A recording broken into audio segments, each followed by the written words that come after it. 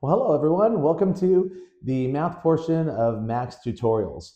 I'm going to explain a little bit about the best way I think that you can use these videos and this website to really help you with your math work. So first of all, I am a music teacher, but I've also taught math over the last 30 years for summer school and kids who have struggled with math. I do have a teaching credential in math. I started as kind of a science major, pre-med, and working in the sciences before I decided to become a music teacher in college, and I have the units to do it.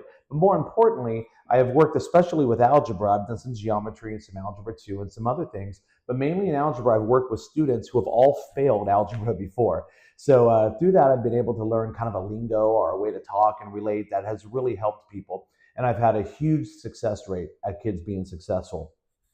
Just some personal thoughts. You can't learn math online. I mean, you can, but usually if it's something that math is easy for you, you can kind of read a book or watch something and kind of get it. There are students who do that. But there are other students, if you're struggling and you try to do math online, you're toast. It's not going to work. This is not meant to replace a teacher or a classroom. This is meant to kind of supplement that. Maybe you're working on a certain project and for whatever reason it's not clicking with you, come over here and maybe this will help to do that. It's not meant to be a comprehensive course. It's not meant to replace your teacher. I'm not a big fan of online learning. I think the personality of the teacher in front of a student, being able to read off, exactly what somebody's struggling in, what's missing. That's the fun in teaching. That's the joy in teaching, is the puzzle of finding out where maybe something's going wrong, and the teacher can go in and help that student. So your teacher is always the best resource. But if I can help you here, I absolutely want to do it. So what I did is I created a video that explains a little bit about the topic that you want to learn. So just go through, I gave chapter names. It doesn't relate to any book. It's just kind of an order, a sequence, but you might be doing a different order in the class that you're taking. Just look at the names of them and start toying around and pressing them and see if you find a subject, in a chapter that makes sense for what you want, and see if I have a video on it. I likely will. So if you take a look at the videos, go through it. If it helps you, that's great.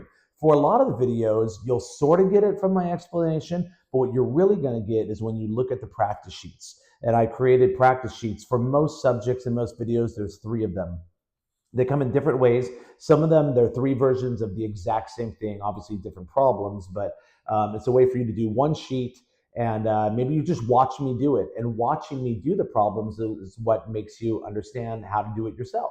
And so you look at that and you go, great, and then you go on to the B, the second version, and then you kind of do it on your own. And then you go, well, and you check your answers. Well, I missed 5 of them. You can go back to my video and see what I did. And then there's a practice C for you to be able to do that again. Answer keys are included, so you can take a look at them. But on anything that you're not understanding, go back, watch me walk through it, and that might teach you even more than the video. So make sure you guys take a look at that. Some of the other ones, well, first of all, and on those, if you get it after A and you feel really comfortable, great, you learned it. No reason to go to B and C. But some of them, and I'll tell you in the videos that I make, there'll be A is maybe one subject is broken down into different component parts. A deals with one part, B deals with another part, and C might mix them all together. In those cases, it would be good for you to go to A, B, and C. So go through the videos, do the practice sheets, watch me working out the videos, and I think when you do all that, you'll feel much more comfortable. And then again, if you can, just on my YouTube channel, just drop some subscriptions. That would help me out. I'm doing this mainly because I got music students that do struggle in math and they've asked for my help, but it's really hard for me to break off and do sessions and teach them music classes. So I'm just kind of taking really several months to make all these videos and get it going for them.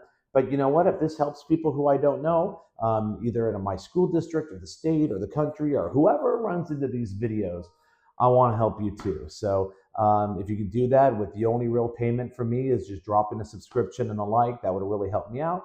And I'll see you guys on the videos. You can do math.